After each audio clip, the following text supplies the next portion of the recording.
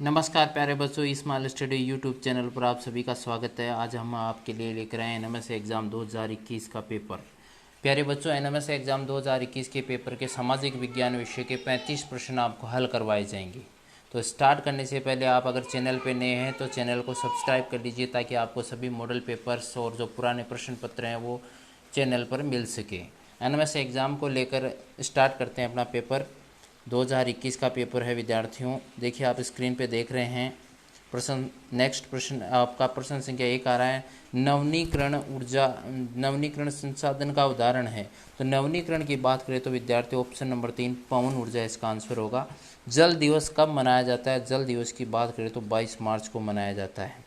अगला प्रश्न है, अगले प्रश्न की चर्चा करते हैं। तीव्र ढालों पर मृदा अपरदन को रोकने के लिए सर्वाधिक उपयुक्त विधि है। तीव्र ढालों पर मृदा अपरदन रोकने के लिए वेदिका विधि सर्वाधिक उपयुक्त विधि मानी गई है। अधात्विक, विद्यार्थियों यहाँ अधात्विक पूछा है, अधात्विक खनिज का उदाहरण है। तो अधात्विक खनिज का उदाहरण है अभ्रक। क्या है? अभ्रक। अगले प्रश्न की ओर बढ़ते हैं विद्यार्थियों।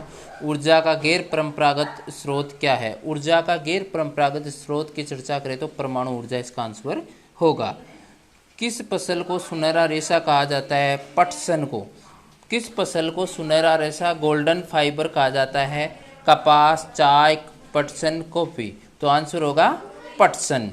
तो विद्यार्थियों अगले प्रश्न की ओर बढ़ते हैं। जनगणना 2011 के अनुसार भारत की जनसंख्या का औसत घनत्व कितना है?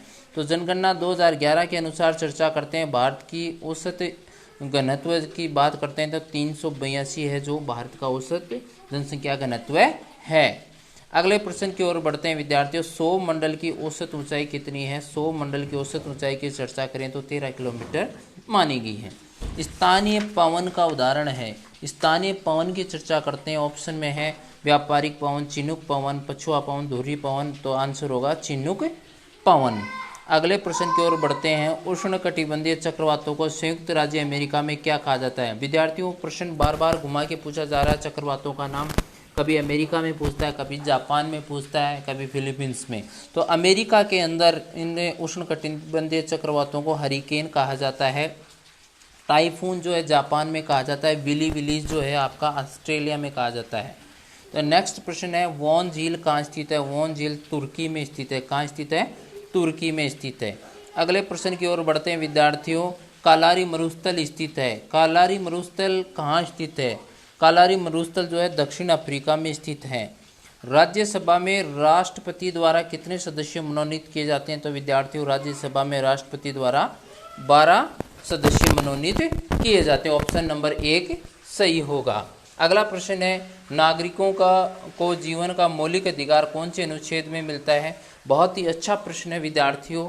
नागरिकों का जीवन का मौलिक अधिकार की चर्चा करते हैं तो इसका आंसर जो होगा वो होगा अनुच्छेद 21। क्या होगा? अनुच्छेद 21। अगले प्रश्न की ओर बढ़ते हैं विद्यार्थियों। संविधान की व्याख्या का अधिकार किसे है? संविधान की व्याख्या के अधिकार की अगर चर्चा करते हैं तो ऑप्शन है इसका कार्यपालिका, व्यवस्थापिका, राष्ट्रपति और न्यायपालिका। तो इसका आंसर होगा न्यायपालिका। अगले प्रश्न की ओर बढ़ते हैं। राजस्थान विधानसभा में निर्वाचन क्षेत्रों की संख्या कितनी है?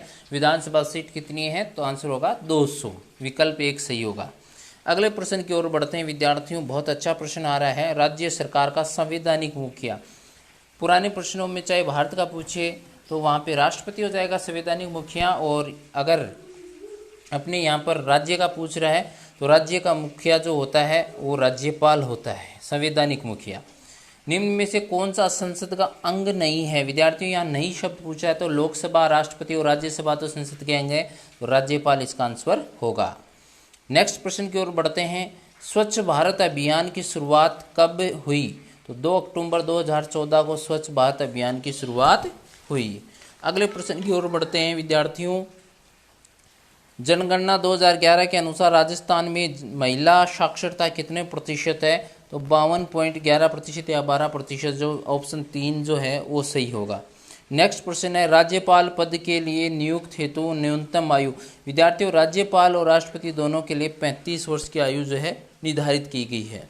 नेक्स्ट प्रश्न की चर्चा करते हैं। देखो ये यहाँ पे लोकसभा उम्मीदवार के लिए आयु जो है न्यूनतम 25 वर्ष है, राज्यसभा उम्मीदवार के लिए आयु 30 वर्ष है, राज्यपाल और राष्ट्रपति के लिए आयु 35 वर्ष है। अगले प्रश्न की ओर बढ़ते हैं विद्यार्थियों, निम्न में से दक्षिण भारत का प्रमुख राजवंश था। देखिए विद्यार्थियों, पुराने प्रश्नों में ये प्रश्न इस प्रकार से पूछा कि उत्तर भारत का राजवंश नहीं है, तो यानी दक्षिण भारत का राजवंश कौन सा है? चोल वंश। तो प्रश्न ऐसे भी घुमाकर पूछ सकता है कि उत्तर भारत का राजवंश नहीं है, तो चोल वंश कहाँ का राजवंश है? दक्षिण भारत का प्रमुख राजवंश है। कानड़देव शासक था, कानड़देव जालोर का शासक था। कहाँ का शासक था? जालोर का शासक था। अगले प्रश्न की ओर बढ़ते हैं, दिवेर का युद्ध हुआ। दिवेर के युद्ध की चर्चा करते हैं तो विद्यार्थियों 1582 में दिवेर का युद्ध हुआ था। नेक्स्ट प्रश्न है, सेना का हरावल दस्ता क्या होता है? सेना का जो अग्रभाग होता है ना, वो हरावल दस्ता कहलाता आपका। नेक्स्ट प्रश्न है, गागरोन दुर्ग स्थित है। देखिए गागरोन जो दुर्ग है जल दुर्ग है और ये झालावाड़ जिले में स्थित है। कहाँ स्थित है? झालावाड़ में। राम स्नेही संप्रदाय की स्थापना किसने की? राम स्नेही संप्रदाय की स्थापना रामचरण दास जी ने की थी, तो ऑप्शन नंबर 4 होगा। नेक्स्ट प्रश्न, आबानेरी मंदिर स्थित है। आबानेरी की जो मंदिर है वो दौसा में स्थित है, बावड़ियां भी आबानेरी की। नेक्स्ट प्रश्न आ रहा है विद्यार्थियों आपके लिए, चैतन्य महाप्रभु का संबंध है। चैतन्य महाप्रभु की अगर अपन चर्चा करते हैं तो चैतन्य महाप्रभु का संबंध बंगाल से है। अगला प्रश्न आया, प्लासी का युद्ध कब लड़ा गया? 1757 में लड़ा गया विद्यार्थियों। विलय की नीति अपनाई गई। विलय की जो नीति है, डॉक्ट्राइन जो विलय की नीति अपनाई गई है उसकी चर्चा करते हैं। तो नेक्स्ट प्रश्न में देखिए विलय की नीति की बात करें तो ऑप्शन दे रखे हैं आपके, Robert Clive, Warren Hastings, Lord Dalhousie और लॉर्ड हेस्टिंगटन। तो इसका आंसर होगा लॉर्ड डलहौजी। नेक्स्ट प्रश्न आ रहा है विद्यार्थियों आपके लिए, भारत में प्रथम सूती कपड़ा मिल कहाँ स्थापित की गई हुई? भारत में प्रथम सूती जो कपड़ा मिल है वो मुंबई में स्थापित हुई थी। कहाँ हुई थी? मुंबई में। अगले प्रश्न की ओर बढ़ते हैं, आर्य समाज की स्थापना 1875 में हुई। कहाँ हुई? आर्य समाज की स्थापना कब हुई? 1875 में हुई। आज का अंतिम प्रश्न है विद्यार्थियों, पट्टुओं की हवेली। तो विद्यार्थियों पट्टुओं की हवेली, नथमल की हवेली, ये सारी जो हवेलियां हैं, ये प्रमुख जो नाम बोले हैं, पट्टुओं की हवेली, नथमल की हवेली, ये जैसलमेर में स्थित है।